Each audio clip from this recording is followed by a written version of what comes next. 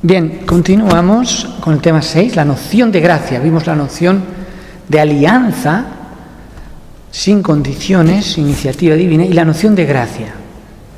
Hesed, Haris, gratia, ¿no? Hesed en hebreo, emet es verdad, Hesed como misericordia, Hesed. Haris viene Eucaristía, es la gracia, tiene gracia, y gratia en latín. Pero es un término de actitud de relación. O sea, la gracia, aunque se haya una connotación peyorativa en el castellano, hoy gracia, ¿no? Qué gracioso, ja, ja, ja.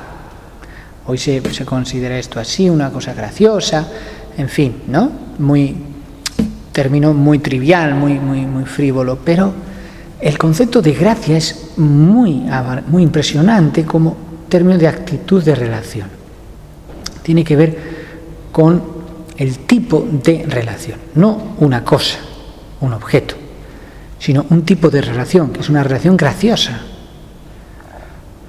Es el favor de la bondad de Dios hacia el ser humano. Esto es la noción de gracia.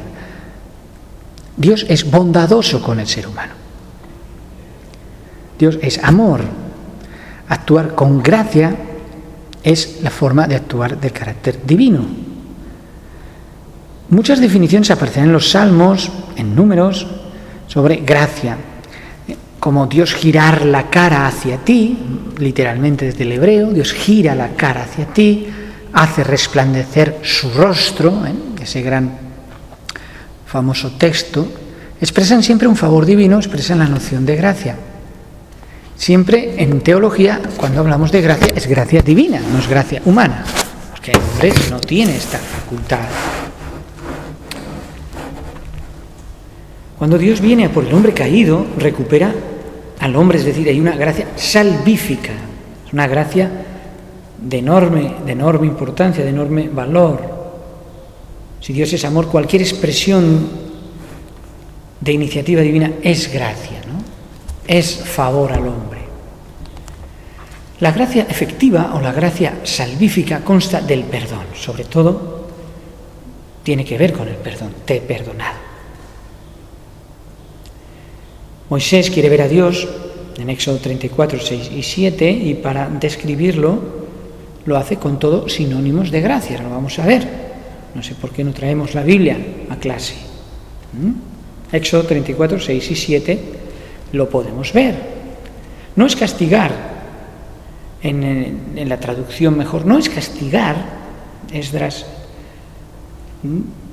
la educación, página 77, sino visitar. Es la mejor traducción.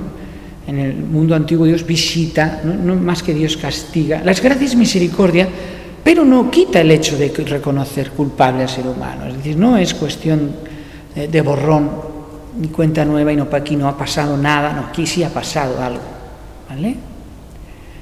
Pero la gracia es misericordia, ¿vale? Es acción de Dios para ayudarnos a ser, para ayudarnos a vivir.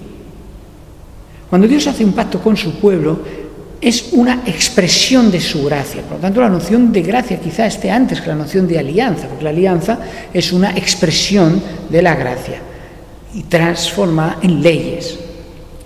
¿De acuerdo? Dios se asocia a un pueblo y por eso separar ley y gracia no siempre ha sido fácil, porque está muy unido esta idea, pero el perdón forma parte de la gracia. Cuando Dios pone la ley, es para que vivan en ella, es para que la entiendan, para que nos vaya bien en la vida. No es para salvar a nadie ni molestar a nadie, todo lo contrario, ¿no? Nos vamos a molestar si no la cumplimos. Y Dios se compadece de un pueblo, aunque éste no haya sido fiel, aunque haya caído. Se compadece. Cristo es la exégesis del Padre, la interpretación del Padre en esta tierra, y por medio de su vida, por medio de sus acciones, por medio de su ejemplo, por medio de sus pasajes, da a conocer la gracia, la manifestación suprema de la gracia divina. Juan 1:6. El instrumento humano para darnos a conocer su gracia es Jesús. En la gracia del Antiguo Testamento, ese Dios se acerca a los hombres para hacerles bien, seréis mi pueblo, habitaré en medio, plantaré en medio mi tienda. En Cristo esta venida hacia los hombres, en el Nuevo Testamento, sobre todo en la teología del Nuevo Testamento, se hace a través de Jesucristo, que se acerca también a los hombres. La encarnación es un acto de gracia. El Verbo se hizo carne, lleno de gracia y de verdad, y habitó entre nosotros. Es un acto de gracia, es un acto de favor divino. La identificación de la gracia lo encontramos en textos como Hechos 20:24, 1 Corintios 15:10. Ahí aparece la palabra gracia en los saludos de Pablo, gracia con vosotros.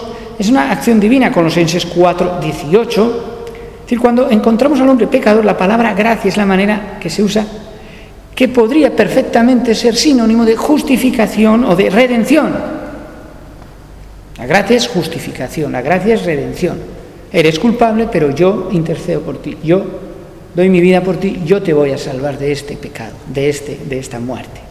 Colosenses 2:13, 2 Corintios 8:9, 1 Timoteo 1:14. También en algunos pasajes Pablo aparecerá una gracia contrapuesta, no opuesta. Por ejemplo, Romanos 11:6. Transgrediendo la ley, ¿qué haremos entonces? Pecaremos mucho para que sobreabunde la gracia. Es decir, hay términos en los que se considera la gracia contrapuesta a la ley, pero no lo son. Es decir, hoy en día hay judíos ateos como Woody Allen, por ejemplo, que van a la sinagoga por si acaso en el día del perdón, ¿no? La seguridad de la salvación no la entienden como nosotros, porque la gracia no es que yo haga todo lo que quiera y en el último momento, ¡bum!, me salvo. No, porque con Cristo, con la vida que el Señor ofrece, en el fondo queremos hacer lo que queremos hacer. Aunque esto suponga una renuncia, evidentemente. En todo en esta vida hay que renunciar, ¿verdad? Dios es justo y te provee para ganar méritos. Por una parte está el pecado y por otra Dios te capacita para vivir en unas obras. Toda la teología farisea, cuando Jesús llega en su primer sermón del monte, Mateo 5, 6, 7, da la vuelta a toda la teología veterotestamentaria y pone patas arriba todo el sistema, toda la costumbre, toda la ética, para volver al original, al verdadero amor. Colosenses, por ejemplo, con las bienaventuranzas. O 2 Corintios 8, 9, por poner un ejemplo. Porque ya conocéis la gracia de nuestro Señor Jesucristo, que por amor a vosotros se hizo pobre siendo rico, para que vosotros con su pobreza fueseis enriquecidos, ¿no? La gracia. O Hechos 20:24. Hechos 20:24. Pero de ninguna cosa hago caso ni estimo preciosa mi vida para mí mismo, con tal que acabe mi carrera con gozo y el ministerio que recibí del Señor Jesús para dar testimonio del Evangelio, de la gracia de Dios. ¿Eso? Son textos en el Nuevo Testamento, la noción de gracia es sumamente importante. Entonces Jesús desmonta toda la teología farisea, ya en su primer sermón, porque la manera de observar la ley para Jesús es profunda. Al final del sermón del monte, ¿cómo termina? Mirad, por ejemplo, Mateo 5, que es su primer sermón. Mateo 5, 6 y 7, bienaventurados, ¿cómo comienza? Y al final termina, gozaos y alegraos, porque vuestro galardón es grande en los cielos. Así persiguieron a los profetas que fueron antes de vosotros. Gozaos y alegraos. Así termina con el gozo, ¿no? Entonces, la limosna, la oración y el ayuno son las tres grandes obras que va a tocar Jesús, que va a modelar Jesús en la teología del Nuevo Testamento de cómo se entendían. Bueno, por un lado, la parte sensible de la corrupción del templo y que realmente llega hasta nuestros días, es decir, toca el bolsillo de una persona, hasta ahí hemos llegado, sea o no sea religioso, que eso es muy triste, pero ocurre, ¿no? Es decir, ha habido ocasiones, ¿no? Que bueno, vamos a bajar el sueldo porque es una situación crítica. No, aquí no metas la mano, ¿no? Pero Jesús Jesús se enfrenta a estas tres grandes instituciones del Nuevo Testamento, la limosna, ¿no? levanta el templo, claro, una corrupción. La oración, no seas como los hipócritas, no se ora así, y el ayuno, ¿no? Son 3 grandes momentos. Así que Jesús sabe que privarte de algo en el ayuno, te privas de algo, es fundamental. La noción de dependencia, toda esa teología queda desmantelada, y era la manera de compensar. Esto ha habido teologías que lo han entendido literalmente así, hay que compensar, de alguna manera hay que pagar, ¿no? Y a lo largo de la historia,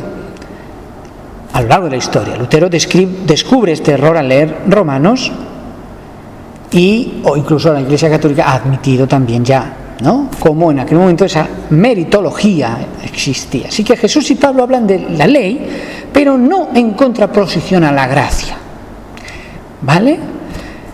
Y las consecuencias de la teología judía, moderada por Jesús, es clave que es judío.